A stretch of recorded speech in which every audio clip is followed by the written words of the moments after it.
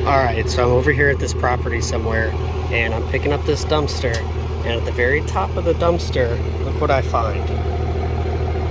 And then right next to it was this. I don't know if the other half's in here. It could just be getting thrown away because, well, it's got a little bit of rust on it. I see that there's like a little bit of damage actually to the slide itself. But then I took a closer look at it. This is a Smith & Wesson 9mm slide. I also noticed on the back, I'm going to cover it just in case, you know, I'm not trying to make somebody a criminal here, but I mean, it's scratched on. So, it's like they were starting to file parts away. It's always interesting the things you find in dumpsters, you know? I've always wanted to find a gun in the dumpster, not one that, you know, may have been used in a crime, but it's kind of cool to find. I feel like every dumpster guy always wants to find that. It's just kind of part of their market. So I put my money on the fact I know exactly what this guy was doing. So right next to everything in that dumpster was a bunch of files, a bunch of old files. And I think based on the damage that you see in the slide here, that, you know, it basically probably rendered the gun useless or, you know, damaged enough that he didn't want to use it. So he thought to himself, hey, I'm going to throw away this slide because, well, it doesn't work anymore. Well, I don't want it to be like that, and I think he just kind of half-assed started to, you know, scrape away at the serial number there because, you know, he doesn't want a slide to be associated with his name in the trash, especially if somebody gets their hands on it. And in his mind, that's how it is. Nobody is going to throw away a gun and, you know, the barrel and not, you know, file. A true criminal will take the time to file away at the actual barrel itself. The barrel is still in really good shape. So I have a feeling that, you know, he's like, well, if I'm going to throw this away, I need to, you know, cover that up because, you know, that's not good otherwise. Because it is kind of, there isn't a lot of guidance on how to get rid of guns. I'm sure there is somewhere, but not the common person knows how. So I think I just found you know, an old broken gun. Like I said, I've always kind of want to find one just to say I found one. Finally, after like 2 years, I found one. I know I've had several powder loaded rifles. The guys at the landfill tell me afterwards, there was a couple you know, gunpowder, old Civil War style guns in your dumpster. I'm like, oh, really? They're like, yeah, we took them. Those guys love to dig through that, and I don't blame them. You know, it's kind of like a treasure hunt. But, yeah. Dang, that's cool. Like I said, a criminal isn't going to take the time to rent a dumpster and then get rid of evidence in such a sloppy way. This was sitting right on top of the dumpster, and I mean, right on top. Like, wasn't hidden, wasn't wrapped up in anything. I mean, I'm loading it. Something you would maybe find if it was hidden, if, you know, you were emptying the dumpster and it spilled out, ripped out of a bag or whatever it was. It was sitting right on top. Like I said, most criminals would take the time to actually scuff up the inside of the barrel. I know you can't really see that very well. And so that it would hide any fingerprint it would leave. And when I say fingerprint to the type of bullet that was shot, because every bullet and every casing is left a very unique fingerprint when shot from a gun. So 2 Glock 17s are going to show completely different markings on the bullet and the casing that's injected from that bullet. Also, like I said, I think he was just, you know, quickly just seeing if it would work to get that off, realized that that's not going to work, I don't really care, and he threw it in there. So maybe when we empty it, we'll find the other half. I kind of doubt it, but, you know, we'll see. So, couldn't find the other half of it. Even the guy at the landfill was kind of curious because I showed it to him. And, you know, they tried to find it too after I left. They said they didn't find it. But so the other half is gone. But it does make you wonder about that first half, where it was, why it was there. But probably just because it was broken. But still cool find. I mean, kind of always just wanted to find one of those.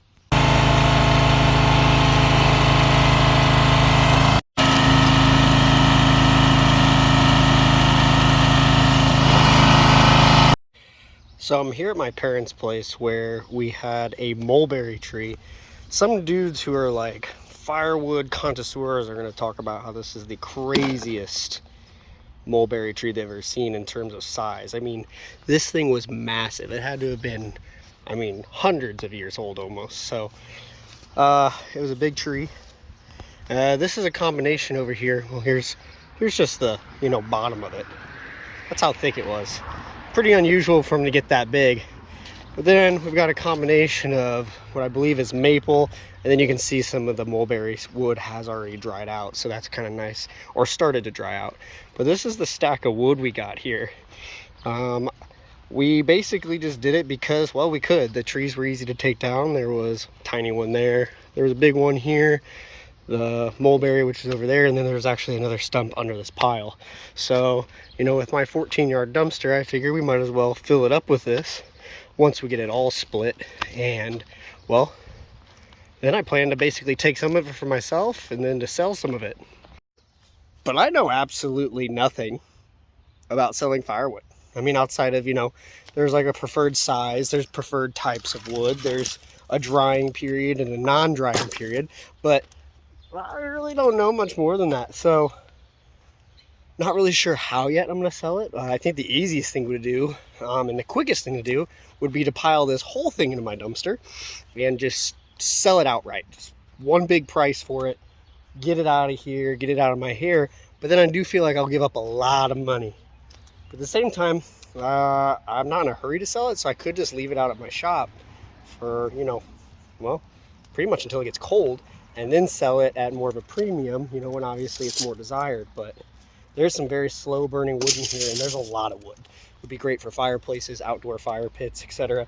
Then I also have, you know, more of like the shards of wood or the bark, the stuff that's splintered off that I plan to bag up and sell as like fire starter wood, or kindling as a lot of people call it. So not really sure what I'm going to do here, but we'll see. I need to really just get it loaded first.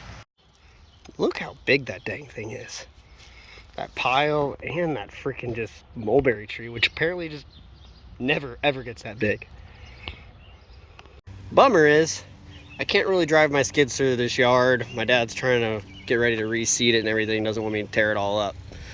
So I can't load it, so this is literally going to be me loading tons of wood by hand.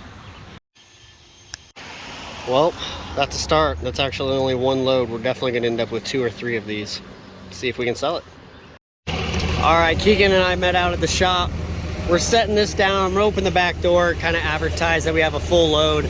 People out here in rural Illinois love firewood. After that, we're going to be using the skidster to finally get this gravel laid for the storage lot. We have a lot of gravel to take care of. Then we're going to break out some of the weed killer, take care of the actual lot, and I'll spray some of this vegetation on this hill so we have more of a dirt / stone mound rather than a weed mound. Weed. All right, little advertisement here off the side of the highway. We actually have a campground that way and that way, so who knows, somebody might just call, ask if they can get a truckload at a time, or we might have somebody. I know like half of this town literally runs off firewood in terms of heat. Wrong time of the year, but hey, maybe somebody will go, I don't want to split this year. Maybe I can just get a whole load of it now. You never know. Row by row. All right, guys, one of our followers actually sent us what I think's in this package, and I am so stoked. Said they sent me 6 samples, and if it is what I think it is, I'm gonna be so excited. We probably shouldn't step on the box. Let's get it open. It's what I thought it is. That is so sweet. Look at that. So he saw the hats that I'm wearing, and he said I could make them better. Holy crap. I'm gonna have to tag him in this. But look at those colors. My wife's gonna be so happy because I make my hats like last at least a year. That is slick. I can't thank you guys enough as viewers. But this is his business, so let me get him dropped in here. Look at that. Pura Vida Customs. That's who sent these. Believe it or not, he actually has his own dumpster business. He started it after following our channel, I believe, and he said he got a lot of valuable info. The dude was so kind. He's like, let me send you a couple samples of my hats because I know that you like them. He told me don't even, give me a plug, but look at these things. So well done. So look at that patchwork. I really like the patches because, as you can see, this is actually the same brand I get on all the stuff that I order on Etsy or whatever I have custom made. But the patch is what really caught my attention because the quality is way better. This is the patch that we ended up getting on our last batch. I'm not knocking it too bad, but it's kind of warped and nasty, and it was like that from the beginning. Oh, look at that, same exact hat. I'm a fan. I kind of like the outline. That looks really nice. And the color scheme, I always thought this was the best combination. I'm not convinced anymore. No, this one. This one right there? That one's pretty sweet. I also like the green and black. Yeah, the green and blacks kind of have that military tough vibe. Lime green, I know a lot of guys really like the lime green pops on hats, but I really like these like grays and blues and greens that you can actually like wear with basically anything. So super impressed. We're gonna drop his link in there, and honestly, if you guys have a business, you guys should look him up because this is pretty impressive. I'm happy with this, and I'm picky on my hats. Which one do you want? Oh, he already took it. He's like, this one. I guess you can have that one. I get the other 5 though. It's just a day of deliveries. I'm super stoked about these hats first off, but then these came today too. This are some dumpster bags. We've got probably 6 or 7 more dumpster bags. I order them, several at a time, so probably 4 more of these boxes will show up. But this right here is what I'm really excited for. If you guys follow the channel, you know that the mini excavator broke, and we had quite the dilemma trying to get the part that broke, which was the quick coupler, which we'll go over to.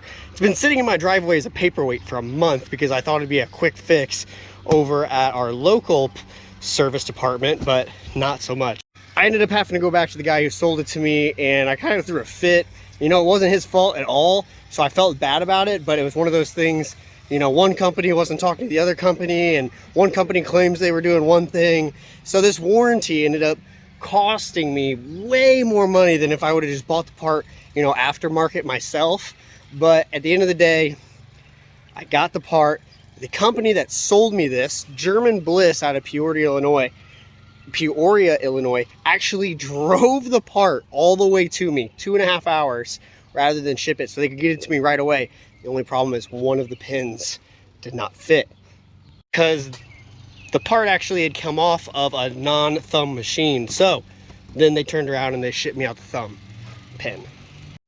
Beyond the customer service I expected, but they just tried to pull something out that would work because of course everything's on back order, and I can't have something back ordered for 4 months.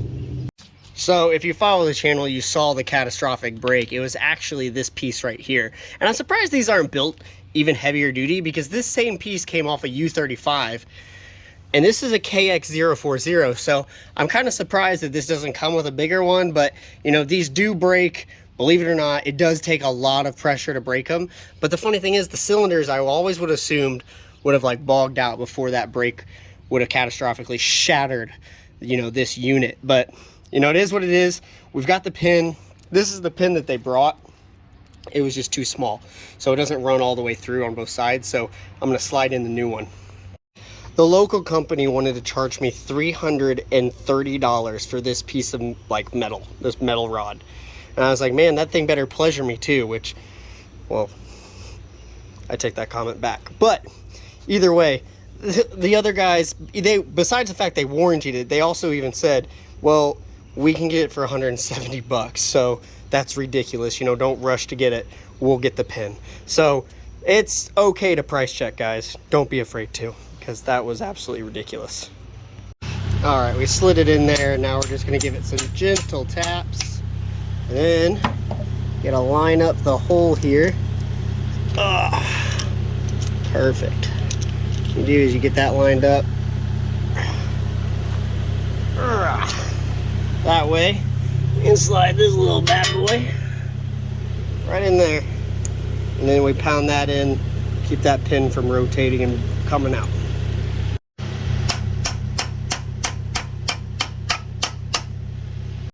After a month of just being a giant paperweight, she back. Finally, now we can rent this bad boy out. All right, y'all, thanks for sticking with us in this montage of things we've got going on.